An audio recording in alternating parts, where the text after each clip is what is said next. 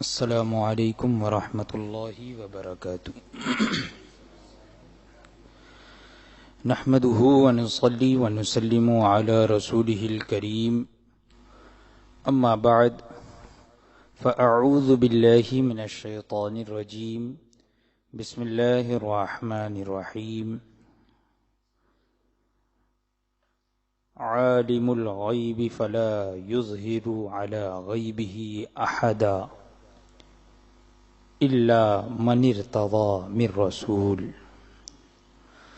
صدق اللہ مولانا العظیم وبلغنا رسوله النبی الامین الکریم ونحن على ذلك لمن الشاہدین والشاکرین والحمد للہ رب العالمین۔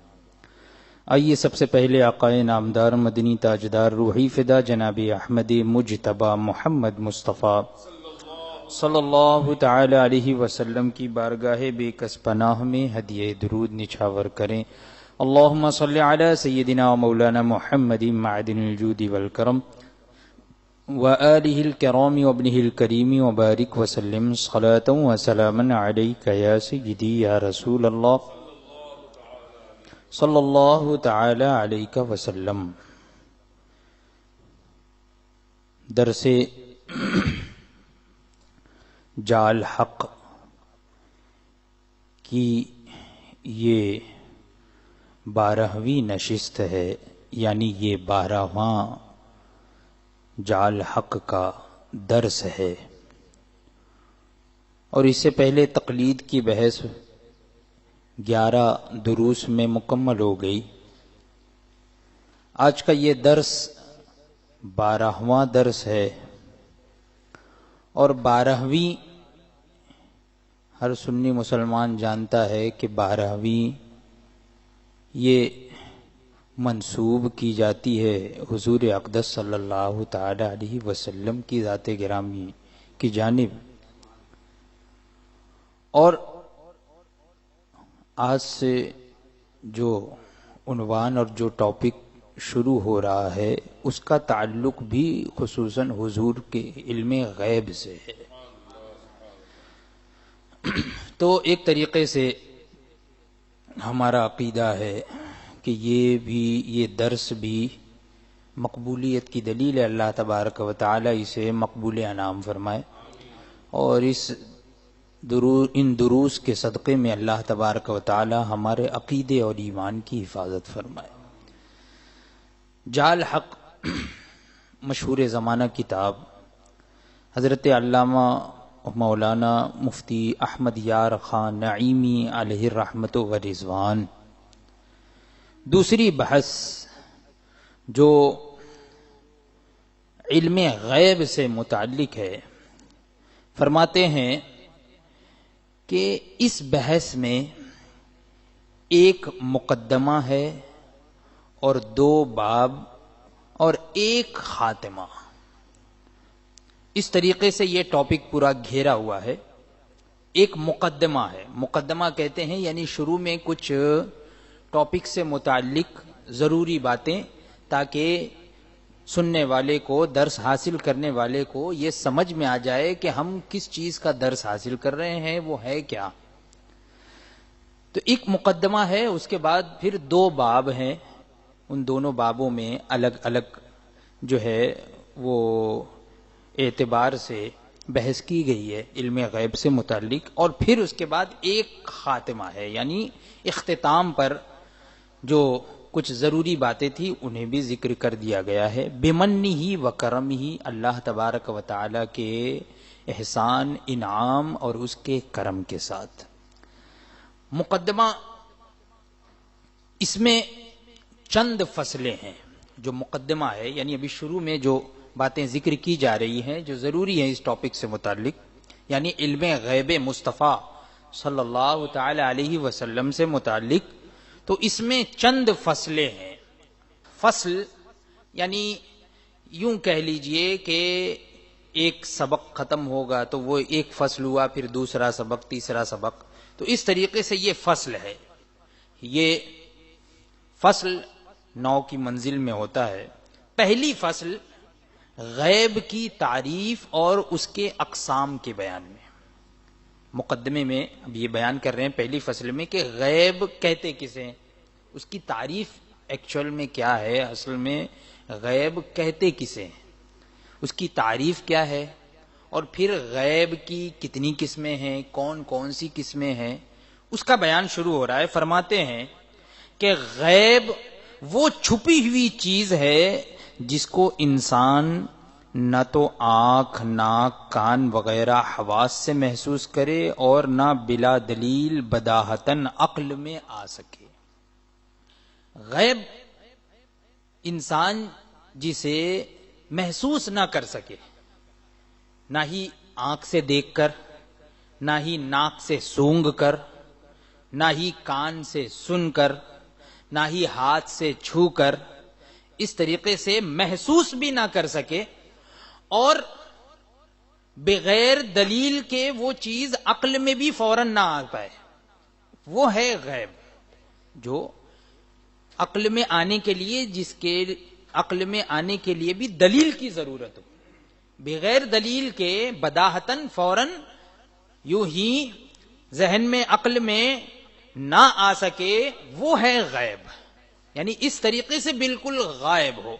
فرماتے ہیں لہذا پنجاب والے کے لیے بمبئی غیب نہیں ہے، غیب نہیں ہے۔ کیوں؟ فرماتے ہیں کیونکہ وہ یا تو آنکھ سے دیکھ کر آیا ہے، بمبئی ہو کر آیا ہے، یا ہم بامبے میں ہیں تو ہمارے لیے پنجاب غیب نہیں ہے۔ کیوں؟ اس لیے کہ وہ ہم جو ہے یا تو وہاں جا کر اور آنکھ سے دیکھ کر آ گئے ہیں، یا سن کر کہہ رہا ہے کہ بمبئی بھی ایک شہر ہے، تو اسے معلوم پڑ گیا نا، سن لیا تو اسے معلوم ہو گیا کہ وہ ایک شہر ہے۔ بمبئی کسے کہتے ہیں؟ کسی جانور کا نام نہیں ہے، بلکہ ایک شہر کا نام بمبئی ہے، اسے معلوم ہو گیا۔ تو یہ کس طریقے سے معلوم ہوا؟ کان سے، یعنی سن کر یا پھر دیکھ کر کہ بمبئی ایک شہر ہے۔ تو اب یہ غیب نہیں رہا، جو سن کر محسوس ہو سکے، سونگھ کر محسوس ہو سکے، یا دیکھ کر محسوس ہو سکے، چھو کر محسوس ہو سکے، تو وہ غیب نہیں ہے۔ وہی فرما رہے ہیں کہ یہ حواس سے علم ہوا، یعنی محسوس کر کے علم حاصل ہوا، جانکاری حاصل ہوئی۔ اسی طرح کھانوں کی لذتیں، ان کی خوشبو وغیرہ، یہ سب غیب نہیں ہے۔ کھانے کی لذت کیسی ہے؟ تو اگرچہ ہمیں لذت دکھ نہیں رہی ہے تو ہم اس کو غیب نہیں بولیں گے کہ لذت نظر نہیں آ رہی ہے۔ کیوں؟ اس لیے کہ لذت جو ہے وہ چکھ کر سمجھ میں آ جاتی ہے، زبان سے چکھ کر سمجھ میں آ جاتی ہے۔ ایسے ہی اس کی خوشبو وغیرہ یہ غیب نہیں ہے، کیونکہ یہ چیزیں اگرچہ آنکھ سے چھپی ہوئی ہیں، یعنی نظر نہیں آ رہی ہے، لذت نظر نہیں آتی ہے یا خوشبو نظر نہیں آتی ہے، مگر دوسرے حواس سے معلوم ہے، یعنی دوسرے محسوسات کی جو چیزیں ہیں، جو اعضائے محسوسات، ہمارے جو اعضاء ہیں، ان کے ذریعے سے ہم محسوس کرتے، حواس سے خمسہ جسے کہتے ہیں۔ یہ 5 چیزیں ہیں جنہیں ہم جس طریقے سے، جس طرح سے، الگ الگ طریقے سے ہم محسوس کر لیتے ہیں۔ تو اگرچہ دیکھ کر معلوم نہیں ہو رہی ہے، لیکن حواس سے تو معلوم ہے۔ فرماتے ہیں جن اور ملائکہ اور جنت اور دوزخ ہمارے لیے اس وقت غیب ہیں، یعنی ہم دنیا میں موجود ہیں تو اس وقت جن ہے، فرشتے ہیں، جنت ہے، دوزخ ہے، یہ اس وقت ہمارے لیے غیب ہے۔ ہاں انشاءاللہ جب جنت میں جائیں گے تو اب وہ ہمارے لیے غیب نہیں رہے گا، جنت غیب نہیں رہے گی اس وقت، لیکن ابھی غیب ہے۔ فرما رہے ہیں اس وقت غیب ہے، کیوں؟ کیونکہ نہ ان کو حواس سے معلوم کر سکتے ہیں، یعنی محسوس کر کے ہم معلوم نہیں کر سکتے نا، نہ ہی دیکھ کر، نہ ہی چھو کر، نہ ہی سن کر، نہ ہی سونگھ کر، نہ ہی چکھ کر، کسی بھی طریقے سے ہم معلوم نہیں کر سکتے، اور نہ بلا دلائل عقل سے معلوم کر سکتے، یعنی عقل سے بھی ایسے ہی معلوم نہیں کر سکتے، ہاں دلیل کے ذریعے سے ہمیں معلوم ہوتا ہے، یعنی جب دلائل ہمارے سامنے آتے ہیں تب ہمارے ذہن میں آتا ہے کہ ہاں فرشتے بھی کوئی چیز ہوتی ہیں، اور انسان مخلوق، فرشتے بھی ایک مخلوق ہے، جن بھی ایک مخلوق ہے، جنت بھی ہے کچھ، جہنم بھی کچھ ہے، تو یہ دلائل کے ذریعے سے ہمارے عقل میں آئے، بغیر دلیل کے عقل میں یہ چیز نہیں آئے گی. تو غیب اسی کا نام ہے، غیب کی تعریف ہو رہی. فرماتے ہیں غیب دو طرح کا ہے. ایک وہ جس پر کوئی دلیل قائم ہو سکے، یعنی دلائل سے معلوم ہو سکے. غیب دو طرح کے، ایک تو وہ کہ جو دلیلوں کے ذریعے سے ہمیں پتہ چل جائے، اس کا علم ہو جائے، اور دوسرا وہ جس کو دلیل سے بھی معلوم نہ کر سکے. دوسرا غیب وہ ہے جس کو دلیل کے ذریعے سے بھی معلوم نہ کر سکیں. پہلے غیب کی مثال جیسے کہ جنت، دوزخ اور خدائے پاک کی ذات و صفات کے عالم کی چیزیں اور قرآن کی آیات کو دیکھ کر پڑھ کر ان کا پتہ چلتا ہے. یعنی یہ دلیلیں ہم نے پڑھی، قرآن پاک کی آیات پڑھی، انہیں دیکھ کر پڑھ کر ہمیں معلوم ہو گیا، اس کا علم ہو گیا کہ ہاں فرشتے بھی کوئی چیز ہیں، ایک مخلوق ہیں، جنت بھی کوئی چیز ہے، جہنم بھی کوئی چیز ہے. تو یہ سب چیزیں اللہ تبارک و تعالیٰ کی ذات اور صفات سے متعلق جو علم ہمیں حاصل ہوتا ہے، تو یہ سب قرآن پاک کی آیات کے ذریعے سے، احادیث کریمہ کے ذریعے سے پتہ چلتا ہے. تو یہ غیب کی پہلی قسم ہوگی جو دلائل کے ذریعے سے معلوم ہو سکے. اور دوسرے غیب کی مثال یعنی جو دلیل کے ذریعے سے بھی ہمیں جس کا علم نہ ہو سکے، جیسے کہ قیامت کا علم کہ کب ہوگی، قیامت کب ہوگی، تو دلیل کے ذریعے سے بھی ہمیں نہیں معلوم ہو سکتا ہے کہ قیامت کب ہوگی. تو قیامت کا علم کہ کب ہوگی، انسان کب مرے گا، اور عورت کے پیٹ میں جو ہے وہ لڑکا ہے یا لڑکی ہے، بدبخت ہے یا نیک بخت ہے، اچھا ہے کہ برا ہے، کہ ان کو دلائل سے بھی معلوم نہیں کر سکتے. اسی طرح کے غیب کو مفاتح الغیب کہا جاتا ہے. یہ جو غیب ہے نا، ان کو مفاتح الغیب کہا جاتا ہے، یعنی جو دلائل کے ذریعے سے بھی معلوم نہ ہو سکے، انہیں مفاتح الغیب کہا جاتا ہے. اور اس کو پروردگار عالم نے فرمایا، کیا ارشاد فرمایا قرآن پاک میں؟ فلا یظہر علی غیبہ احدا الا من ارتضی من رسول، کہ جس کا ترجمہ یہ ہے کہ وہ رب تبارک و تعالی جو عالم الغیب و شہادہ ہے، وہ اس غیب پر کسی کو مطلع نہیں فرماتا مگر رسول میں سے جسے منتخب فرما لے، جسے چن لے. یعنی رسولوں میں سے جنہیں چن لیتا ہے تو انہیں اس غیب پر بھی مطلع فرما دیتا ہے. یہ خود قرآن پاک کی آیت سے ثابت ہے. تو فرماتے ہیں تفسیر بیضاوی میں یؤمنون بالغیب، سورہ بقرہ میں ہے یؤمنون بالغیب، یعنی وہ ایمان والے جو ایمان لائے غیب پر، یؤمنون بالغیب. اس کے ماتحت یعنی اس کی تفسیر میں یہ ذکر ہے کہ والمراد به الخفی الذي لا يدركه الحس ولا تقضيه بداهة العقل، یعنی یہاں پر غیب سے مراد وہ چھپی ہوئی چیز ہے جس کو حواس نہ پا سکیں اور نہ ہی بداہتاً اس کو عقل چاہے، یعنی عقل میں بھی جو ہے وہ فوراً نہ آ سکے اور نہ ہی محسوسات سے ہم اس کا پتہ کر سکیں. تفسیر کبیر سورہ بقرہ کے شروع میں بھی اسی آیت کے ماتحت اسی طریقے سے ذکر ہے کہ قول جمہور المفسرین ان الغیب هو الذي يكون غائبا عن الحاسة ثم هذا ينقسم الى ما عليه دلیل والى ما لا دلیل علیہ. یعنی عام مفسرین کا قول ہے کہ غیب وہ ہے جو حواس سے چھپا ہوا ہو. حواس کا مطلب یعنی محسوسات، جن کے ذریعے سے ہم محسوس کرتے ہیں، تو حواس سے چھپا ہوا ہو. پھر غیب کی دو قسمیں ہوتی ہیں، ایک تو وہ جس پر دلیل ہے، دوسرے وہ جس پر کوئی دلیل نہیں ہے. اس سے پہلے بھی میں نے بتا دیا. اسی طریقے سے تفسیر روح البیان میں بھی جو ہے وہ اس کی تفسیر اسی طریقے سے ذکر ہے. تو فائدہ کیا حاصل ہوا؟ فرماتے ہیں کہ فائدہ یہ ہوا کہ رنگ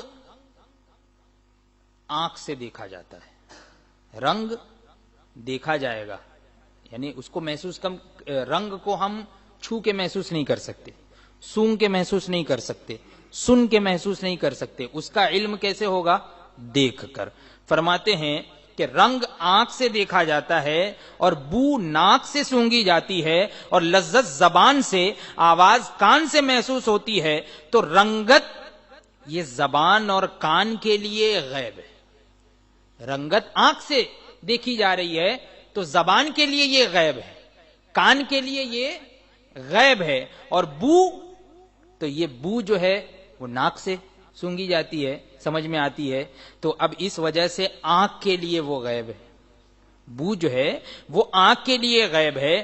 اب آگے ارشاد فرما رہے ہیں اگر کوئی اللہ کا بندہ بو اور لذت کو ان کی شکلوں میں آنکھ سے دیکھ لے، بو کو آنکھ سے نہیں دیکھ سکتے ہے نا، بو کو یا لذت کو آنکھ سے نہیں دیکھ سکتے، لذت کو زبان سے محسوس کر سکتے ہیں، بو کو ناک کے ذریعے سے ہم محسوس کر سکتے ہیں، لیکن فرماتے ہیں کہ اگر کوئی اللہ کا محبوب بندہ ہے اور اللہ کا وہ محبوب بندہ بو اور لذت کو ان کی شکلوں میں آنکھ سے دیکھ لے، آنکھ سے اگر دیکھ لے تو وہ بھی علم غیب اضافی ہے، وہ بھی علم غیب ہے، کیونکہ آنکھ کے لیے وہ علم غیب ہے، آنکھ کے لیے وہ غیب تھا، آنکھ سے اس نے لذت کو دیکھ لیا یا آنکھ سے اس نے بو کو دیکھ لیا تو یہ بھی غیب ہے۔ جیسے فرماتے ہیں، مثال دے رہے ہیں، جیسے اعمال جو ہیں وہ قیامت میں یہ مختلف شکلوں میں نظر آئیں گے۔ ہمارے اعمال جو ہیں وہ ابھی تو نظر نہیں آتے نا، ہم دیکھ نہیں سکتے نا، ہمارے اعمال کو محسوس کس طریقے سے کریں گے؟ دیکھ کر تو نہیں کر سکتے، لیکن قیامت کے دن ہم دیکھ سکیں گے، ہم اس کو دیکھ لیں گے۔ تو اسی طریقے سے اس دنیا میں کوئی اللہ کا محبوب بندہ ہو کہ اللہ تبارک و تعالیٰ کی عطا سے وہ ہمارے اعمال کو دیکھ لے تو یہ غیب ہے نا؟ ہمارے اعمال کو اگر اس دنیا میں دیکھ لے تو یہ غیب ہے، اگر کوئی ان شکلوں میں یہاں دیکھ لے تو یہ بھی علم غیب ہے۔ حضور غوث پاک فرماتے ہیں قصیدہ غوثیہ میں کہ وما منہا شہور او دہور تمر وتنقضی الا اتالی، کہ کوئی مہینہ اور کوئی زمانہ یہ عالم میں نہیں گزرتا مگر وہ ہمارے پاس ہو کر اجازت لے کر گزرتا ہے۔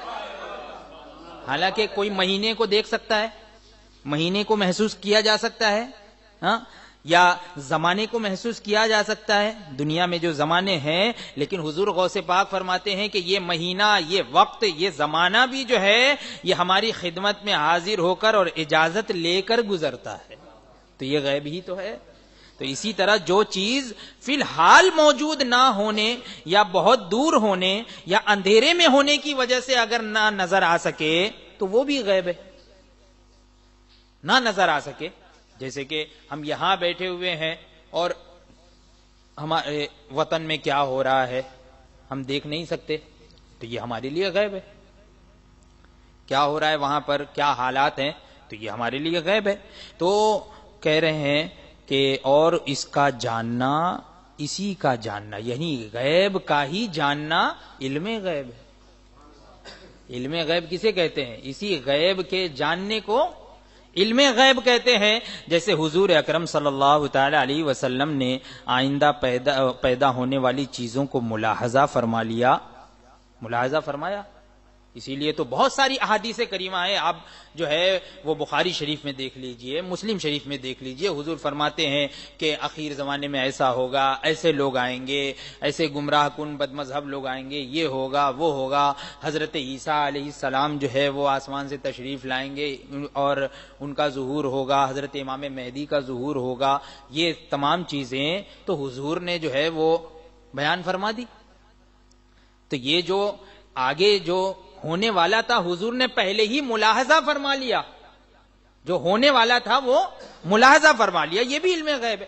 اسی طریقے سے فرماتے ہیں یا حضرت عمر فاروق رضی اللہ تعالی عنہ نے نہاوند میں حضرت ساریہ رضی اللہ تعالی عنہ کو مدینہ پاک سے دیکھ لیا، مدینہ منورہ میں مسجد نبوی میں ہیں، اور وہاں سے آپ نے ملاحظہ فرما لیا اور ان تک اپنی آواز پہنچا بھی دی۔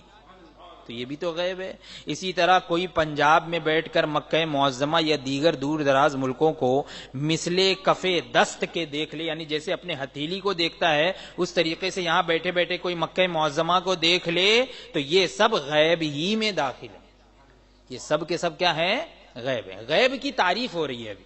غیب کہتے کسے ہیں اس کی تعریف ہو رہی ہے تاکہ آپ کو سمجھ میں آ جائے کہ غیب ہے کیا، ہے نا۔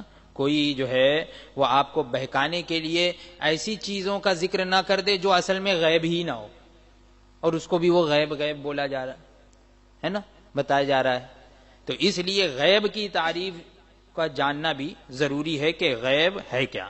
فرماتے ہیں کہ بذریعے آلات کے، یعنی آلوں کے ذریعے، آلے آج کل مشینیں ہو گئی ہیں طرح طرح کی، جو چھپی ہوئی چیز معلوم کی جائے وہ علم غیب نہیں ہے۔ آلہ لگا کر اور جو ہے چھپی ہوئی چیز جو ہے وہ سونوگرافی وغیرہ کے ذریعے سے کچھ دکھ جائے، نظر آ جائے، تو یہ علم غیب نہیں ہے۔ فرماتے ہیں مثلا کسی آلے کے ذریعے سے عورت کے پیٹ کا بچہ معلوم کرتے ہیں، یا کہ ٹیلی فون ریڈیو سے دور کی آواز سن لیتے ہیں، تو اس کو علم غیب نہیں کہیں گے۔ کیوں؟ فرماتے ہیں کیونکہ غیب کی تعریف میں عرض کر دیا گیا کہ جو حواس سے معلوم نہ ہو سکے، یہاں پر تو نظر آ گیا نا، حواس سے معلوم ہو گیا، ٹیلی فون کی آواز ہمارے کان نے سن لی، ٹیلی فون میں، موبائل میں جو آواز ہم دور سے بات، کوئی دور سے بات کر رہا ہے تو اس کی آواز ہمارے کانوں نے اس کی آواز کو سن لیا، تو اب غیب ہی نہیں رہا۔ تو آلات کے ذریعے سے جو چیزیں معلوم ہوتی ہیں وہ علم غیب نہیں ہے۔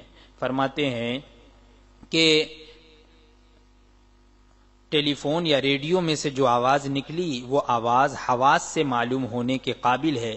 آلے سے جو پیٹ کے بچے کا حال معلوم ہوا یہ بھی غیب کا علم نہ ہوا، جبکہ آلے نے اس کو ظاہر کر دیا تو اب غیب کہاں رہا؟ آلے نے تو اس کو ظاہر کر دیا، اب غیب رہا ہی نہیں۔ پہلے غیب تھا لیکن اب غیب نہیں رہا۔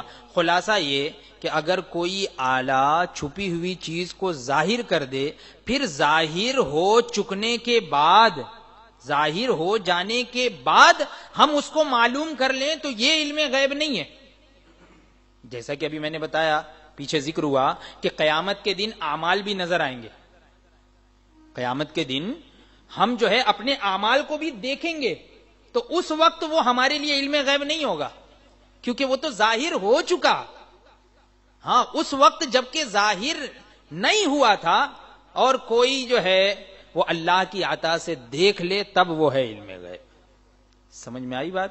یہ غیب کی پہلی فصل جو ہے وہ غیب کی تعریف اور اس کے اقسام۔ اللہ تبارک و تعالی ہم تمام لوگوں کے عقیدے اور ایمان کی حفاظت فرمائے۔